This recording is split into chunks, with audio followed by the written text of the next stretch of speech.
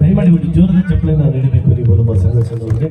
ಹಾಗೆ ನಮ್ಮ ಬಾಲಣ್ಣವರು ನನ್ನ ಮನವಿ, ಅವರು ಯಾವುದೇ ಪದವಿನ ಬೇಡ ಅಂತ ಕೊಡಿಸ್ಬೇಕು ಅಂತ ಮಂಜಣ್ಣವರಿಗೆ ಈಗ ಸನ್ಮಾನಿಸ್ತಾ ಇದ್ದಾರೆ. ದಯಮಾಡಿ ಒಂದು ಜೋರದ ಚಪ್ಪಲಿನ ನೀವು ನೀಡಬೇಕು.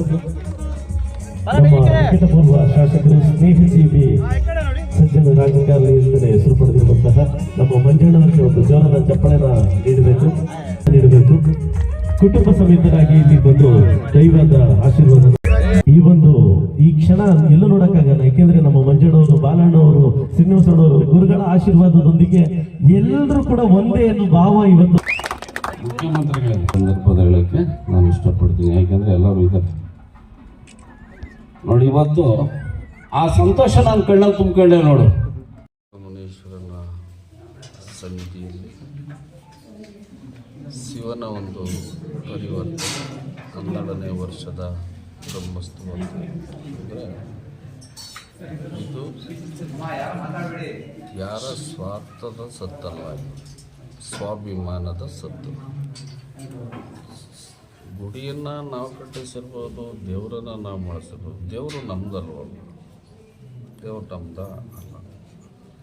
ಯಾರು ಭಕ್ತಿಯಿಂದ ಬಯಸಿ ಭಗವಂತ ಅಂತ ಒಂದು ಕೊಟ್ಟಿದ್ದ ಒಂದು ಕೃಪೆಯಲ್ಲಿ ಈ ಮಟ್ಟಕ್ಕೆ ತಗೊಂಡು ಇದು ನಾಡಿನ ಜನತೆಗೆ ಒಂದು ಸುಖ ಶಾಂತಿಯನ್ನು ಕೊಟ್ಟು ಕಾಪಾಡಲಿ ಅಂತ ಹೇಳಿ ನಾನಿವತ್ತು ನಿಮ್ಮ ಮುಂದೆ ಇಟ್ಟಿದ್ದೀನಿ. ಏಕೆಂದರೆ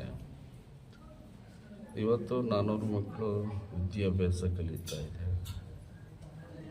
ಸುಮಾರು ಸಾವಿರಾರು ಜನಕ್ಕೆ ಮಾಂಗಲ್ಯಗಳನ್ನು ಕೊಟ್ಟು ಕಾರ್ಯವನ್ನು ಮಾಡಿದ್ದೀನಿ.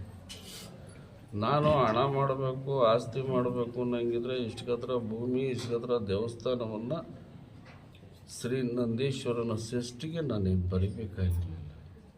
ಇದು ಮುಂದಿನ ಉನ್ನತವಾದಂಥ ಮಾರ್ಗಕ್ಕೆ ಹೋಗಲಿ, ಮುಂದೆ ಹುಟ್ಟುವಂತಕ್ಕಂಥ ಒಂದು ಪೀಳಿಗೆಗೆ ಒಂದು ಧರ್ಮ ಪಾಠವಾಗಲಿ ಅಂತ ಹೇಳಿ ನಾನು ಈ ಕೆಲಸವನ್ನು ಈ ಭಾಗದ ಶಾಸಕರು ಅಂದರೆ ಗುಡಿ ಕಟ್ಟತ್ತವಳಿಂದ ಹಿಡಿದು ಅನ್ನ ದಾಸೋಹತ್ತವಳಿಂದ ಹಿಡಿದು ಒಂದು ಸ್ಕೂಲ್ ಕಟ್ಟಡಕ್ಕೂ ಕೂಡ ಅವರು ಸಾಕಷ್ಟು ಮಾಡಿದ್ದಾರೆ.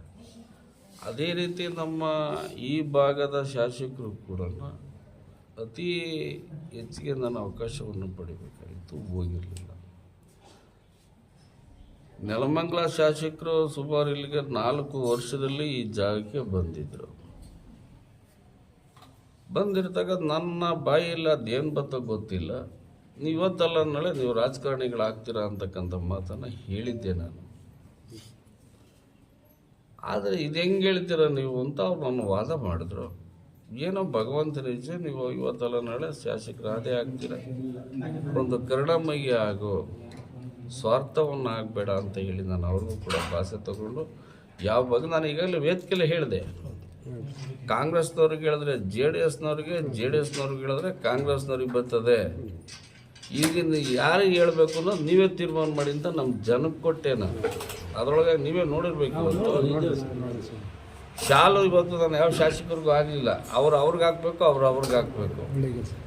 ಯಾಕಿದನ್ನು ಅಂದರೆ ನೀವೇ ಅರ್ಥ ಮಾಡ್ಕೋಬೇಕು. ಇದನ್ನು ನಾವು ಆಡೋ ಉಸಿರೇ ನಮ್ದಲ್ಲ ಅಂದರೆ ಈ ಭೂಮಿ ಮೇಲೆ ಇನ್ನೇನಿದೆ ನಮ್ಮದು.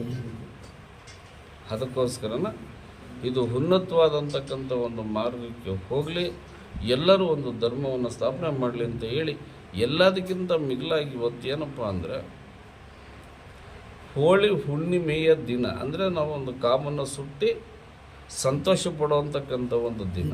ಆ ದಿನದಲ್ಲಿ ಒಂದು ಚಂದ್ರಗ್ರಹಣ ಪ್ರಾಪ್ತಿಯಾಗಿದೆ. ಅಂದರೆ ಚಂದ್ರಗ್ರಹಣ ರಕ್ತಚಂದನ ಅಂತ ಒಂದು ವಕ್ರದೃಷ್ಟಿ ಯಾವ ನಾಡಿನ ಜನತೆಗೂ ಬೀಳದೇ ಇರಲಿ ಅಂತೇಳಿ ನಾನು ಆ ಭಗವಂತನಲ್ಲಿ ಎಲ್ಲರ ಪರವಾಗಿ ಬೇಡ್ಕೊಂತೀನಿ. ಇನ್ನೇನಾದರೂ ಹೆಚ್ಚಿಗೆ ನೀವು ಕೇಳಬೇಕು ಅನ್ನಂಗಿದ್ರೆ ನನ್ನನ್ನು ನಾನೇ ಹೊಗಳ್ಕೊಳ್ಳೋ ಅಂತಕ್ಕಂಥ ವಿಚಾರ ನನಗೆ ಬೇಕಾಗಿಲ್ಲ. ನನಗೆ ಯಾರೋ ಅಲ್ಲಿ ಒಬ್ಬರು ಹೇಳಿದ್ರು, ಇವಾಗ ಫಸ್ಟು ಡಾಕ್ಟ್ರಿಗೆ ಪದವಿಯನ್ನು ಕೊಡಿಸಿ ಅಂತೀವಿ. ನಾನು ಬೇಡ, ಯಾಕೆ ಆಡಂಬರ ಮಾಡ್ಕೊಂಡು ನಾವು ಮಾಡ್ಕೊಳ್ಳೋಂಥ ವಿಚಾರ ಏನಿದೆ, ಬೇಕಾಗಿಲ್ಲ. ಅದು ಏನು ನಾವೇನು ಮಾಡಿದ್ರು ನಾವು ಒಂದು ಸೇವೆ ಮಾಡಬೇಕು, ಸೇವೆ ಬದ್ಧನೇ ಆಗೋಣ. ನಾವು ತಾಯಿ ಹೊಟ್ಟೆಲ್ಲಿ ಹುಟ್ಟಿದ್ವಿ, ಮತ್ತೆ ನಾವು ತಾಯಿ ಹೊಟ್ಟೆಗೆ ಹೋಗ್ತೀವಿ.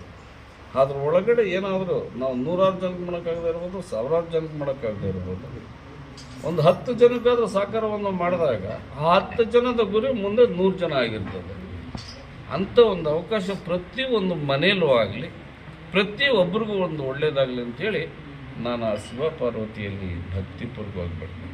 ಇಲ್ಲಿ ಆಗಮಿಸಿ ಭಕ್ತಾದಿಗಳಿಗೆ ಹೇಳೋದಿಷ್ಟೇ, ಮೊದಲು ತಂದೆ ತಾಯಿಗೆ ಸೇವೆ ಮಾಡಿ, ತಂದೆ ತಾಯಿಗೆ ಅವ್ರಿಗೆ ಸೇವೆಯನ್ನು ಸಲ್ಲಿಸಿ ಬಂದ ಅಂತರದಲ್ಲಿ ಭಗವಂತ ನಾನು ಎಲ್ಲಿ ಬೇಕಾದ್ರೂ ಕಷ್ಟ ತೆಗಿತಾನೆ, ತೆಗಿಯೋಕ್ಕೆ ತಪ್ಪೇನಿದೆ. ಇವತ್ತಿಷ್ಟೆಲ್ಲ ಅಂದರೆ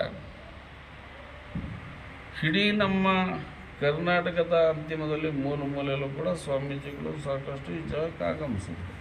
ಎಲ್ಲವನ್ನು ಮಾಡ್ತೀರ, ಬಡ ಮಕ್ಕಳಿಗೆ ಯಾಕೆ ವಿದ್ಯಾಭ್ಯಾಸ ಕೊಡೋದು ಅಂದಾಗ ಶಿವಕುಮಾರ ಸ್ವಾಮೀಜಿ ನನಗೆ ಮಾತು ಕೊಟ್ಟರು, ನಿರ್ಮಲಾನಂದ ಸ್ವಾಮೀಜಿ ಒಂದು 10 ಮಕ್ಕಳಿಗಾದ್ರೂ ಸಾಕಾರ ಕೊಡು ಅಂತ ಹೇಳಿದ್ರು.